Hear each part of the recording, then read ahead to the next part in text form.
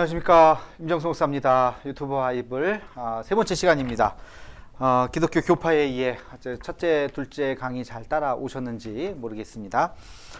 지난 시간에 이렇게 글쎄요, 좀 어려운 얘기인 것 같기도 하고, 어려운 얘기는 아닌데 아마 처음 들으시는 분들은 왜냐면 이런 얘기 교회에서 잘 안 하니까, 신앙이 그렇게 근데 요즘엔 도움이 됩니다. 요즘엔 좀 알아야 됩니다. 그냥 그래서 역사를 알아야 우리의 자리를 정확하게 이해를 할 수 있기 때문에, 그래서 하여튼 처음 들으신 분들은 조금 어려울 수 있지만 반복해서 한번 좀 들으시고, 관련된 책들도 많이 있습니다.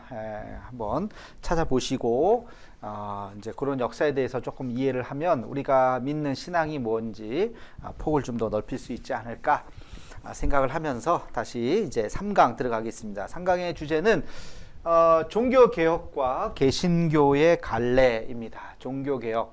지난번에 제가 기독교 역사 이야기하면서도 종교개혁 굉장히 중요하게 다뤘거든요. 실제로 또 중요하죠. 종교개혁이 무엇인가가 굉장히 중요하고, 그래서 이 종교개혁을 우리가 한번 다시 복습하는 의미에서, 지난번에 혹시 영상 지금도 있으니까 유튜브 찾아보시면 있습니다. 작년 봄에 했었던 기독교 역사 강의 한번 또 겸해서 보시면 좋겠습니다.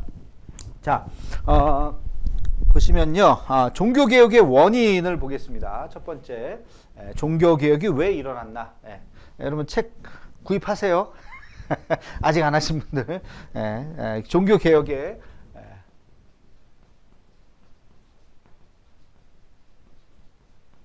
원인, 뭐든지 역사적인 사건이라고 하는 것은 원인이 있고 그 원인에 대한 결과가 나타나는 거죠. 뭐가 있을까요? 종교 개혁이 왜 일어나겠습니까? 언제든지 개혁은 부패에서 일어납니다. 뭔가 문제가 있으니까 거기에서 개혁을 하고 바꿔야 된다라는 그런 생각을 하겠죠. 부패.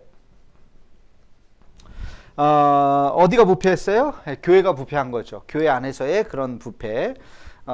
구체적인 것들이 이제 많이 있는데, 그 중에 한 개가 이제 성직 매매. 성직 매매예요. 성직을 돈으로 사는 거죠. 성직은 돈으로 사면 안 되죠.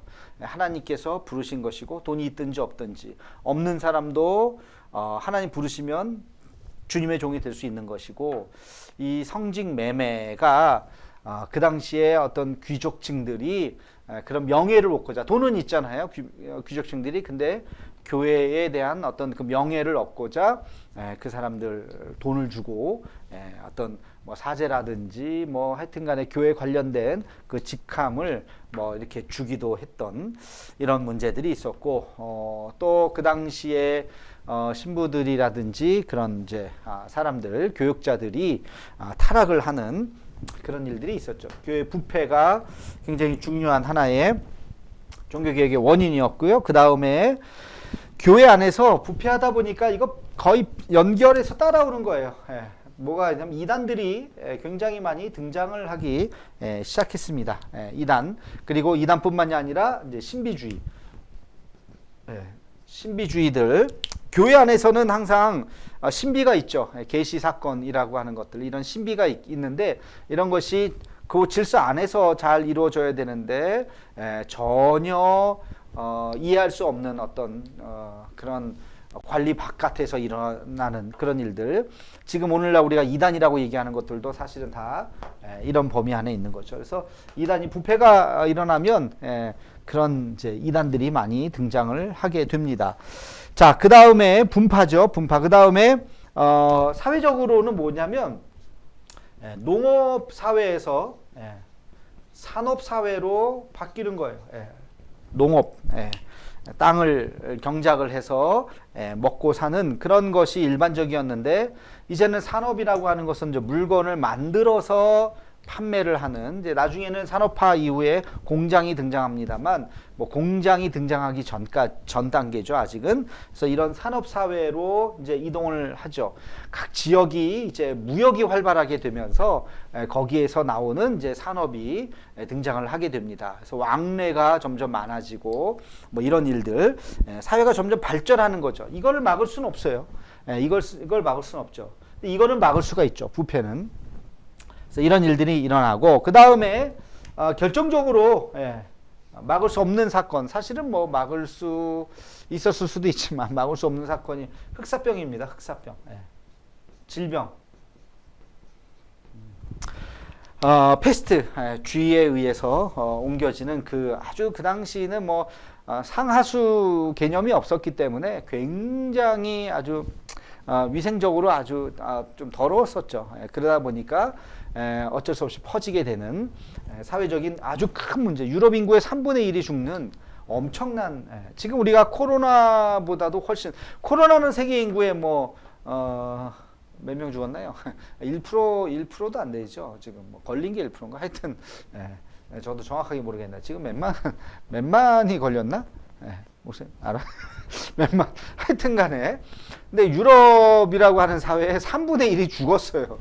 이 흑사병은 엄청난 거죠. 그래서 이 사회가 완전히 구조가, 지금 코로나로 인해서 우리 사회가 완전히 구조가 바뀐다고 말을 하는 것처럼 이 흑사병의 문제, 그 다음에 교회 안에서 또 헛발질을 또 합니다. 교회 안에서 헛발질이 뭐냐면 이제 교회 재산을 축적하기 위해서 면죄부를 판매합니다.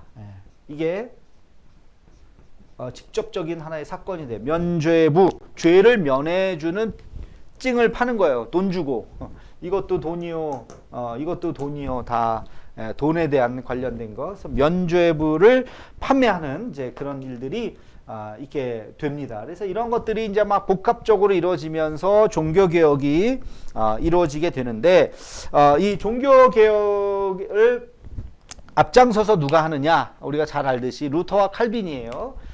그 중에서 루터가 나이가 더 많습니다. 한 30살 정도 더 많은데요. 이 루터의 종교 개혁은, 사실은 루터는 어떤 개혁이라기보다는 그 당시에 중세 교회가 많은 문제점이 있었기 때문에 루터는 학자였고, 그래서 루터가 이것이 과연 옳은 것인가 우리가 비판을 해보자, 학문적으로. 그리고 교황청이라든지 이런 데가 바른 모습으로 가야 된다라고 하나의 뭐랄까요, 그러니까 카톨릭을 떠나려고 생각했던 것은 아니고 우리가 바른 방향으로 가야 된다라고 좀 쓴소리, 좀 옳은 소리를 했었던 것이죠. 그러나 받아들이지 않았죠. 그 비판을. 근데 이게 살아있는 개혁이 가능한 하나의 구조냐, 그렇지 않느냐. 쓴소리를 잘 받아들이고 그것을 잘 되새기고 새롭게 갈 수 있는 그런 공동체가 건강한 공동체죠. 근데 비판이 사라지는, 비판을 할 수 없을, 그리고 비판하는 사람을 왕따시키고 내쫓아 버리는 공동체는 독재로 가는 거죠. 결국엔 그 공동체는 무너지게 되는 거예요. 정당도 마찬가지, 정치도 마찬가지죠. 정치도 그 내부의 비판의 소리를 잘 귀담아 듣고, 물론 외부도 마찬가지지만 그 소리를 잘 듣고 건강하게 그것을 유지해 나가야 된다. 이게 사회 구조론인데요. 루터가 그 이야기를 했지만 면죄부 판매 잘못됐다, 성직 매매 잘못됐다는 것에 대해서 그런 옳은 소리, 기득권 측에서 생각할 때는 그게 굉장히 듣기 싫은 소리겠죠. 저거 입을 다물라.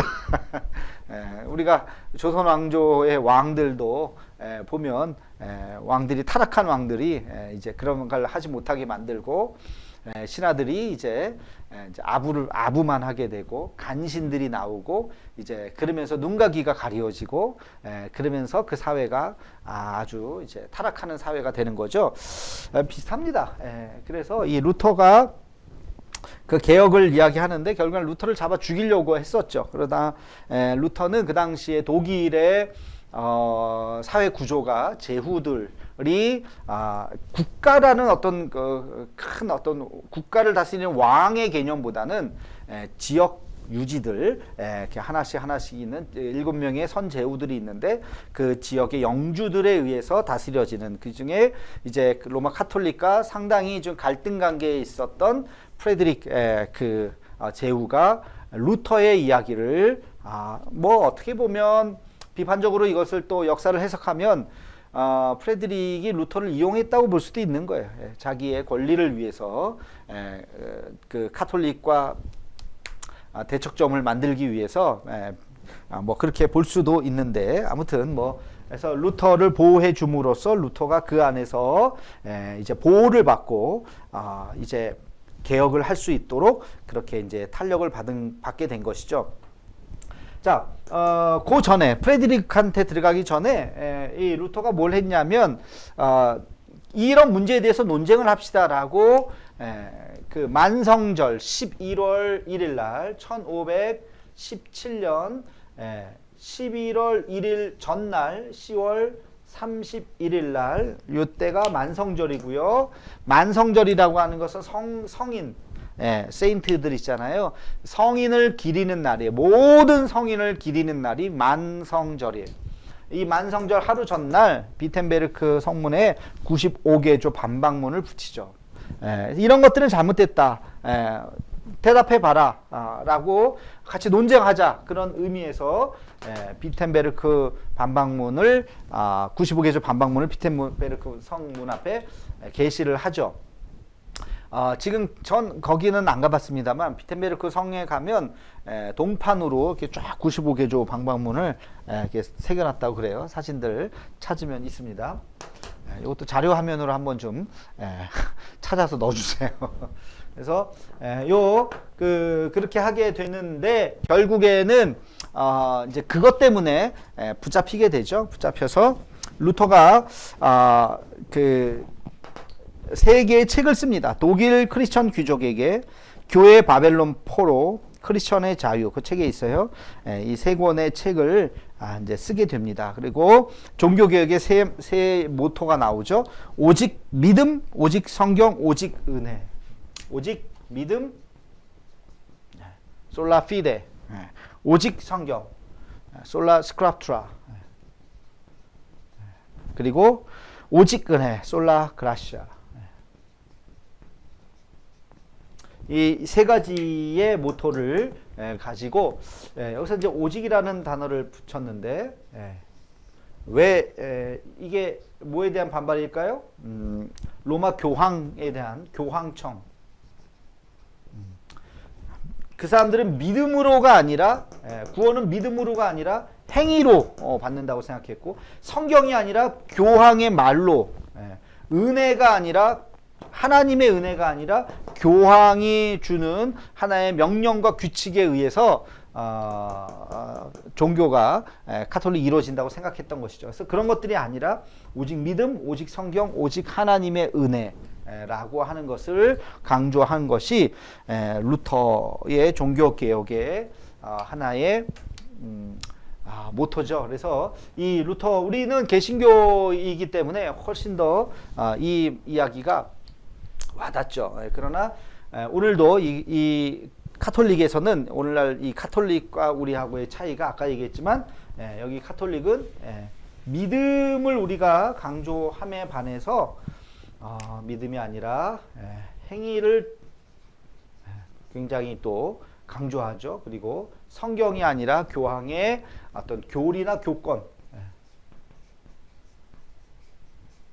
다른 말로 하면 전통, 이런 것들을 훨씬 더 강조를 하게 되고, 은혜, 하나님의 은혜라기보다는 자기들 교황이 어떤 뭐랄까 좀 질서랄까요? 하이라키, 교황을 중심으로 하는 교권들, 이런 것들을 훨씬 더 중요하게 생각하는, 그래서 이게 굉장히 큰 차이가 있죠. 그래서 루터가 이제 종교개혁의 깃발을 듭니다. 그래서 결국에는 어떤 개신교라고 하는 것을 무슨 만들고 시작한 게 아니에요. 카톨릭에서 쫓겨나서 자기 추종자들이 이제 생기기 시작하고 이런 것들을 주장하다가 보니까 이것을 주장하는 사람들, 성경을 더 강조하고 믿음을 더 강조하는 사람들끼리 이제 하나의 그룹이 만들어진 거죠. 그래서 우리는 이 사람들로부터 이제 새로운 종교다. 그래서 이제 신교가 되는, 개신교가 된 거고, 그 사람들을 카톨릭에서 뭐라고 하는, 저 반항하는 자들, 반항하는 자들이라는 말이 프로테스탄트입니다. 프로테스탄트, 저항하는 사람들, 그런 뜻에서 프로테스탄트라고 불렸고, 프로테스탄트가 이제 개신교가 된 거죠. 근데 이 루터의 생각과 상당히 일치하는 굉장히 비슷한 생각을 가진 사람이 아주 또 등장을 합니다. 그 당시에 굉장히 많은 사람들이 등장을 하게 되는데 누구예요? 칼빈입니다. 칼빈. 거기 루터는 1483년에 태어나서 1543년까지 46년까지 잘 안 나오네. 다른 거 없죠? 어? 연락 좀 해요. 그 다음에 칼빈은 1509년에서 태어나서 1564년까지 삽니다. 여기는 46년. 자, 대충 한 30살? 26살 차이네. 정확하게. 그래서 이 칼빈은 비슷해요. 칼빈도 비슷하고 뭐가 비슷하다는 거예요. 성경을 강조하는 게 비슷한 거예요. 성경. 개신교는 오로지 성경이에요. 성경. 성경 빼면 안 돼요. 우리는 다 성경, 그죠? 말씀. 개신교 전체적인 분위기가 다 말씀이에요. 우리는 말씀을 벗어나면 안 되는 거죠. 말씀. 그래서 말씀을 강조합니다. 지금도 카톨릭보다 말씀을 굉장히 강조합니다. 성경. 그 다음에 또 강조하는 게 뭐예요? 믿음을 강조하죠. 아까 3대 모토 얘기했는데 믿음을 강조하죠. 믿음을 강조한다는 것은 뭘 강조하지 않는다는 거예요? 행위를 강조하지 않는다는 거예요. 그죠? 행위를 강조하지 않는다는 건데 늘 그렇지만 그렇게 이게 또 우리 개신교의 약점이에요. 행위보다는 믿음이니까 믿음은 조금 뜬구름이잖아요. 이게 뭐 형태가 눈에 보이지 않으니까 믿습니다. 이게 이게 믿음이냐. 그러다 보니까 우리는 행위를 날카롭게 생각하지 않죠. 카톨릭은 훨씬 더 선행이라든지 이런 것에 대해서 훨씬 더 이 카톨릭은 우리에 비해서 더 강조를 합니다. 그래서 오늘날에 한국 교회가 왜 이런 비판을 받느냐? 여러 가지가 있습니다만 그 중에 하나가 이 교리에서부터 왔다고 볼 수도 있어요. 그래서 이 믿음을 강조하는 건 맞지만 그러다 보니까 사실은 이제 믿음 안에도 야고보서에 보면 산 믿음과 죽은 믿음이 있다는 말 있잖아요. 그래서 정말 살아있는 믿음이 진짜 그 믿음이 살아있다면 행위로 그것이 드러나야 되는데 우리는 거기까지는 잘 강조하지 않으려고 하죠. 그래서 아무튼 이 개신교는 이 믿음을 강조하고 그 다음에 칼빈은요 하나님의 주권 사상을 또 강조합니다. 이거는 좀 루터하고 조금 다른 거예요. 하나님의 주권, 하나님께서 하신다. 토달지 마라. 하나님이 한다는데 하나님이 하신다는 것을 조금 더 강조하다 보면 이게 이제 예정론으로 갈 수 있는 거죠. 실제로 예정론을 이야기했죠. 칼빈이 하나님께서 다 예정하셨다. 근데 이게 아주 해석하기가 어려운 거예요. 민감한 겁니다. 그래서 예정을 운명론으로 이해하면 안 된다. 운명론으로 이해가 되죠. 근데 그건 잘못된 겁니다. 운명론으로 이해해서는 안 되고 하나님께서 조금 더 포괄적으로 하나님 인간을 사랑하시고 우리를 구원하시기로 작정하셨다. 그렇죠? 그런 의미에서의 예정. 좀 더 포괄적으로 생각을 하셔야지 이걸 운명론적으로 어떤 사람의 모든 게 다 그냥 다 결정됐다. 그런 건 아니죠. 여러분 우리 인간이 유전자라는 게 있잖아요. 그렇죠? 키가 얼마다. 뭐 이런 것들이 다 어떻게 보면 유전자 안에 다 있을 수 있어요. 그러나 그 유전자가 모든 인간의 모든 삶을 다 결정하는 거 아니잖아요. 그 안에서의 노력이 필요하잖아요. 공부도 해야 하고 또 키 크려면 운동도 좀 하고 그죠? 그 다음에 또 우유도 열심히 먹고 후천적인 노력이 또 우리에게는 또 필요한 거예요. 유전자가 모든 것을 결정하는 게 아니에요. 상당히 많은 부분을 차지할 수는 있지만 그 유전자뿐만이 아니라 후천적인 노력으로 우리가 얼마든지 우리의 삶이 바뀔 수가 있어요. 그런 것처럼 하나님의 예정과 주권이라고 하는 거 또 마찬가지입니다. 그래서 하나님께서 우리의 삶을 인도하신다라고 하는 큰 의미에서의 주권을 강조하고, 칼빈은 또 한 가지 여러분들 기억하시면 좋겠는 게, 칼빈이 쓴 책이에요. 그게 기독교 강요입니다. 기독교의 모든 개신교의 모든 신학적인 교리를 다 정리해 놓은 책이 바로 기독교 강요죠. 굉장히 어려운 책이기도 하고 따분한 책이기도 하지만 한 번 정도, 요즘에 뭐 요약하고 이런 책들도 많이 있고 우리 교회 도서관에도 있습니다. 관심 있는 분들은 한번 또 보시면 좋을 것 같고요. 그 다음에 칼빈의 굉장히 중요한 하나의 업적이랄까요? 업적은 뭐냐면, 이 칼빈은 의회를 만들었어요. 의회. 그래서 칼빈이 만든 게 대의회죠. 대의회를 통한 장로 제도. 장로 제도를 만들고, 이것을 정치에 적용했던 사람이 바로 이 칼빈입니다. 이것을. 그래서 이 칼빈이 이 의회 제도를 만들고 대의 정치를 하고, 그래서 그것을 통해서 이제 정치를 만들었던 사람이 바로 이 칼빈이에요. 그래서 오늘날 우리 국회의원을 뽑잖아요. 이런 국회의원을 뽑는 모든 것들이 어디서부터 시작이 됐느냐?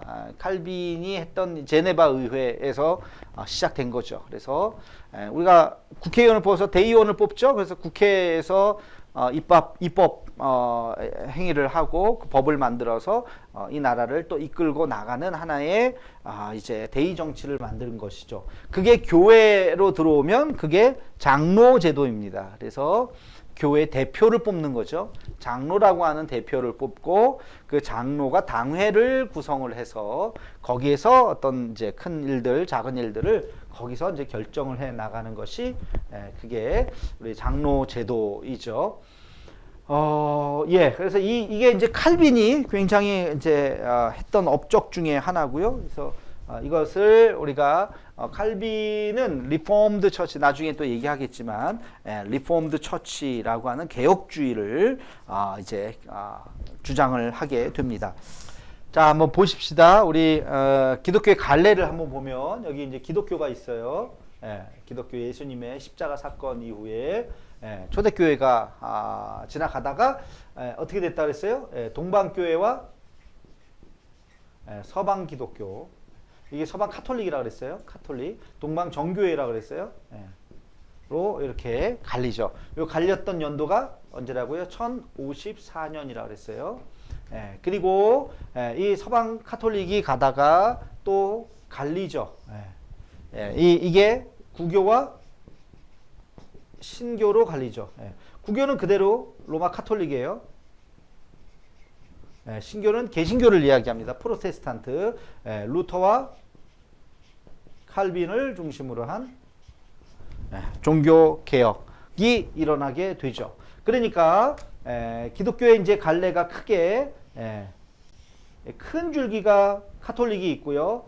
동방교회가 나갔고요. 요 연도를 언제로 잡는다 그랬어요? 종교개혁 연도를 1517년이에요. 그러니까 약 500년 만에 이제 개신교로 크게 갈라지게 되는 것이죠. 그래서 이 개신교는 갈래가 굉장히 많습니다. 그래서 우리가 지금 살펴보려고 하는 게 이 개신교의 교파잖아요. 그래서 지금 여기까지 지금 내려온 거예요. 그래서 이제 루터란 처치가 있어요. 독일 중심으로 해서 루터 교회, 루터란 처치가 있고, 칼빈을 중심으로 한 것을 우리가 장로교라고 하죠. 이렇게 해야 되나? 칼빈을 중심으로 한 것을 우리가 개혁 장로교라고 하고, 다음 시간에 또 이제 또 몇 가지 감리교, 우리가 감리교 들어보셨죠? 요한 웨슬레이에 의해서 감리교 18세기 이후에 이제 계속 등장을 합니다. 뭐 오순절, 뭐 성결교 쭉 해가지고 크게 한 10가지 정도가 있다고 제가 이제 말씀을 드렸는데, 그렇게. 근데 여기서 이제 구교와 신교, 신교이긴 한데 구교랑 굉장히 가까운 게 하나 있습니다. 개신교이지만 카톨릭하고 상당히 비슷한 게 있어요. 이게 영국 성공회. 에피스코팔 처치라고 이야기하는 영국 성공회가 왜 이 사이에 꼈냐? 신학적으로는 개신교예요. 신학적으로 개신교라는 게 무슨 말이에요? 성경, 믿음, 하나님의 주권 이런 것들을 행위보단 믿음을 더 강조하고 구원은 믿음에서 온다. 이런 것들을 강조하는 것이요. 이게 내용은 그렇습니다만 형식 옷은 카톨릭의 옷을 입고 있어요. 그래서 거기서 신부 사제라 그래요. 신부라 그러죠. 신부라 그러고 또 그렇게 하는 모든 것들이 미사 뭐 이런 것들이 다 성공회는 카톨릭의 어떤 옷을 입고 있습니다. 하여튼 자 그러면 영국 성공회 한번 거의 자세하게 제가 거기다가 뭐 써놨는데 뭐 사실 뭐 큰 중요한 건 아니에요. 결국에는 뭐냐면 거기 요크 가문과 랭카스터 가문, 백장미파와 빨간장미파가 영국에 큰 가문이 있었는데 이제 여기서 이제 둘이 이제 결혼을 해서 이제 낳은 이제 그 가문이 이제 이렇게 어떻게 됐냐 뭐 그런 얘기인데요. 거기 보면 엘리자베스, 요크 가문의 엘리자베스와 랭카스터 가문의 헨리 7세가 결혼을 해서 아더를 낳는데 이 아더가 스페인의 캐서린하고 결혼을 합니다.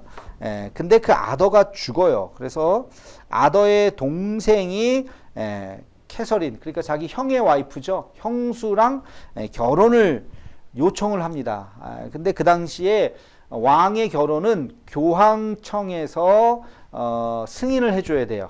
주례를 쓰는 거죠, 말하자면. 근데 야, 형수랑 결혼해? 이거 뭔가 이거 안 된다. 하고 거절을 합니다. 그러니까 헨리 8세의 입장에서는 아더의 동생이 헨리 8세인데 헨리 8세의 입장에서는 와서 그냥 주례만 해주면 되지 왜 이렇게 말이 많아? 이런 거죠. 그러다 보니까 서로 갈등이 되고 이제 거기서 이제 그게 이제 갈등의 시초라고 봐요. 그래서 헨리 8세가 아무튼 캐서린하고 이제 결혼을 해서 난 딸이 메리입니다. 메리. 이 메리는 카톨릭의 옹호자가 됐고, 근데 그 아내였던 캐서린이 죽고 두 번째 아내인 앤 볼린이라고 하는 아내를 맞이하는데 그 아내 두 번째 부인의 딸이 엘리자베스입니다. 그래서 나중에 이 메리와 엘리자베스로 연결이 되는데 메리는 별명이 블러드 메리예요. 피의 메리입니다. 굉장히 개신교를 탄압을 합니다. 다. 근데 반면에 그의 배다른 동생이었던 엘리자베스가 여왕이 되죠. 여러분 잘 아는 엘리자베스 1세입니다. 지금 지금 왕이 엘리자베스 2세죠. 영국에 지금. 그래서 이 엘리자베스 1세는 개신교 옹호자죠. 개신교 옹호자. 그리고 이 엘리자베스 때 이제 드디어 이제 수장령이라든지 십조문이라든지 거기에서 이제 성공회라고 하니까 카톨릭하고 결별을 하죠. 카톨릭하고 결별을 하면서 개신교의 신학을 받아들이는 개신교의 여기 보면은 이제 수장령 10조문, 6조문 뭐 이런 게 39개의 조문 이런 게 있는데 이런 것들이 다 개신교의 신학을 이제 받아들이는 거예요. 그러니까 카톨릭하고 결별하는 거예요. 카톨릭하고 결별을 할 수 있네?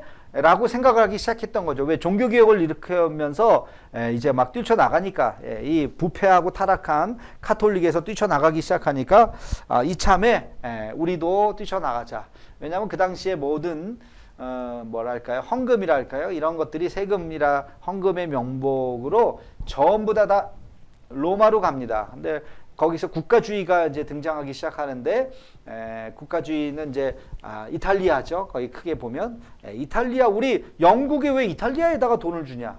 독일이 왜 이탈리아에게 돈을 주냐? 이제 이렇게 생각을 하기 시작하면서 종교 독립이, 국가별로 종교 독립이 일어나는 거예요.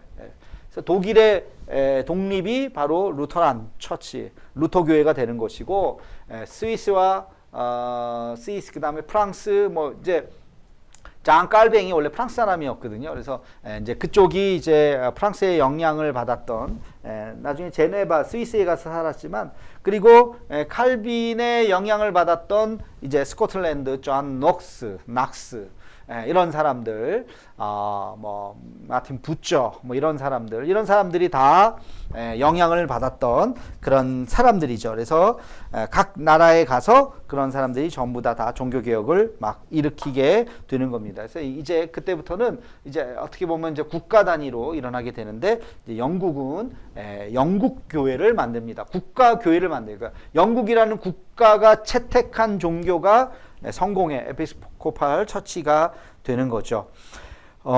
그리고 아까 이제 엘리자베스까지 얘기했는데, 엘리자베스 후임으로 제임스 왕이 등장을 하면서 이 제임스 왕의 업적은 굉장히 큽니다. 그게 바로 성경을 번역합니다. 영국말로, 영어로.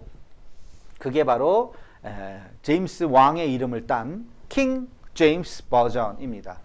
그래서 이 킹 제임스 버전이 굉장히 중요해요.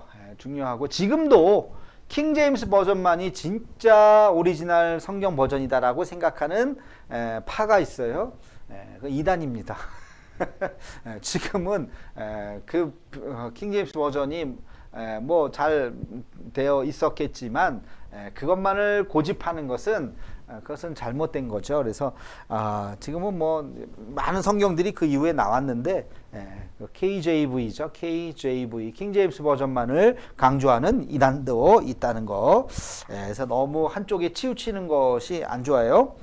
자, 그런데 이 영국 성공회에 또 반발을 하는 사람들이 나타났어요. 영국 성공회의 국가주의죠. 일종의 국가주의에 반발을 하는 사람들이 나타나서 영국을 떠납니다. 영국을 떠나서 새로운 세계로 나아갑니다. 독일로 갈 수도 없고, 이탈리아로 다시 돌아갈 수도 없고, 그래서 우리가 저쪽으로 가다 보면 어떤 미지의 세계가 있다는데 갑시다 해가지고 간 게 그게 신대륙 발견이잖아요. 신대륙 발견해서 그 사람 메이플라워를 타고서 간 게 그게 미국이죠. 그래서 그 사람들이 바로 청교도입니다. 퓨리탄 청교도들이 이 영국 성공회에 반발을 해서 떠나서 자기들만의 종교 국가를, 국가라기보다는 종교의 정말로 그런 정신을 회복하는 것을 만들려고 떠나서, 그게 이제 미국에 도착을 하고, 그게 미국의 굉장히 중요한 하나의 정신이 됐죠. 오늘날도 미국이라고 하는 세계 최강국이 기독교 바탕으로 되어 있을 수 있었던 것이 바로 여기에서 시작이 되는 겁니다. 자, 그리고 이제 거기 책에 보면 스코틀랜드, 이제 여기 4번까지인가요? 4번이 성공의 이야기를 했고요. 5번이 이제 기타. 기타 보면 아까 스코틀랜드 존 낙스, 그 다음에 거기 침례교 운동도 있었어요. 침례교 운동. 침례 운동은 국가주의하고 정반대예요. 국가가 종교를 갖고 있는 게 국가주의라고 한다면, 그거와 정반대가 있는 거. 그게 뭘까요? 종교와 국가는 완전히 분리되어야 된다. 종교와 국가는 분리되어야 한다라고 주장하는 그런 사람들이 이제 침례교 운동을 하죠. 그래서 뭐 그런 사람들도 있고, 그 다음에 또 뭐 장로제도, 아까 칼빈의 장로제도 얘기했는데, 이 장로제도를 부정하려고 하는 사람들도 있습니다. 대의원 뽑지 말고 왜 또 대의원을 뽑냐, 잘못 뽑으면 어떡하려고, 다 같이 집단체제로 하자, 이걸 회중교회라고 얘기한, 지난번에 한번 얘기했죠. 회중교회를 이제 만드는 침례 운동이 있고, 카톨릭 내에서도 여러분 예수회, 한번 이름은 꼭 들어보셨어야 되는데, 예수회라고 하는 것이 있어요. 이 예수회가 이그나티우스 로욜라, 이냐시오라고도 이야기하죠. 이냐시오. 이그나티우스 로욜라에 의해서 예수회라고 하는 것을 만들고, 이 사람들, 유명한 사람들이 거기 보면 많이 있습니다. 프란시스 자비에르, 마테오 리치, 아담 샬, 아빌라의 성 테레사, 십자가의 성 요한 이런 분들이 선교도 열심히 하고 공부도 열심히 하고 굉장히 큰 하나의 로마 카톨릭 아주 타락해가는 로마 카톨릭을 구해냈다고 해도 과언이 아니죠. 굉장히 우리나라의 서강대도 이 예수의 신부에 의해서 만들어진 그쪽 계열입니다. 자, 그리고 30년 전쟁, 마지막으로 한 가지 30년 전쟁이 있어요. 이 구교와 신교가 이렇게 사이좋게 그러면 우리 서로 악수와서 합시다 이렇게 된 것이 아니라 이 구교와 신교가 전쟁을 합니다. 그냥 못 놔주겠다 이제 그러면서 서로 그 전쟁이 30년 전쟁이잖아요. 30년 전쟁 말 그대로 30년 동안 싸운 거예요. 1618년부터 1648년까지 진짜 30년 동안 엄청나게 싸웠어요. 그래서 구교와 신교가 어떻게 지역별로 갈라진 게 아니라 각 가정별로 갈라졌습니다. 지금도 우리 그러지 않아요? 세대별로 같은 집안에서도 아빠가 어느 당을 지지하면 빨간 당 지지하면 파란 당 지지하고 또 뭐 아들이 빨간 당 지지하면 또 아빠가 파란 당 지지할 수도 있고 그렇게 이 구교와 신교가 굉장히 아주 그 당시에 개인의 신념에 따라서 됐기 때문에 아주 민감한 문제였었고 서로 이런 문제가 이제 다툼이 있었습니다. 그래서 30년 전쟁을 하면서 엄청나게 사람들이 많이 죽죠.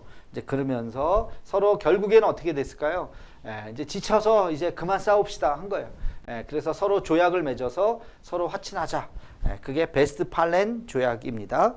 그래서 베스트팔렌 조약을 통해서 서로가 서로를 인정하자. 죽이지 말자. 가톨릭은 개신교를 인정해주고 개신교는 카톨릭을 인정해주고 이제 그렇게 나오게 된 겁니다. 거기 뭐 이제 거기 자본주의 정신도 프로테스탄트의 자본주의 거기 이제 자본주의 정신이라고 하는 것은 소명의식에서부터 나온 거거든요. 그러니까 하나님께서 내 직업 그 당시는 다 장인들이었잖아요. 그러니까 대대로 물러오는 빵 만드는 베이커 하면은 이제 다 베이커죠. 그 빵을 다 만든 대장장이 하면은 또 다 대장장이가 되는 거고. 뭐 하여튼간에 그 기술을 쭉 대대로 물려오는 그 기술이 그게 하나님께서 당신에게 주신 사명이다. 그 소명의식을 불러일으키고 그 일을 열심히 하는 것이 하나님의 일이다. 라고 하는 그런 직업의식 거기에서부터 자본주의 정신이 이제 생기기 시작하는 거죠. 그래서 프로테스탄트 자본주의 라고 하는 이제 말들이 거기서 이제 나오기 시작합니다. 소명의식, 직업의식, 그 다음에 평등과 인권에 대한 개념이 또 우리 개신교에서부터 또 나오게 되고 뭐 이제 그런 얘기를 뭐 간단하게 뭐 정리를 했습니다. 그래서 교황의 지배권 바깥에서 이제 세속 국가들이 이제 국가주의가 이때부터 막 등장하게 됐다 그랬잖아요. 그런 일들이 나오게 되었다. 뭐 대충 이렇게 정리를 한번 해봅시다. 예. 오늘 여기까지 한번 하겠습니다. 종교개혁의 원인 좀 살펴봤고요. 종교개혁으로 인해서 루터와 칼빈에 의해서 이제 루터의 독일을 중심으로 한 개신교가 탄생을 하고 칼빈이 또 장로교라고 하는 장로 제도를 통한 이제 교파를 하나 또 만들게 되고 그래서 또 성공에는 이 둘 사이에 낀 영국의 종교개혁이라고 말할 수 있죠. 뭐 종교개혁이라기보다는 하여튼간에 그 과정을 통해서 국외에서부터 카톨릭에서부터 벗어난 하나의 자기들만의 지금도 영국은 성공회로 되어 있죠. 한국에도 있습니다. 영국 성공회가 한국에도 있고 성공회 대학 아주 유명하죠. 그래서 굉장히 신학적으로 되게 진보적이에요. 거기가 보수적이지 않습니다. 그런 이제 국가가 있고 이제 칼빈이 이렇게 그래서 다음 시간부터는 이제 이 중에서 이제 큰 교단들을 하나씩 좀 살펴보려고 합니다.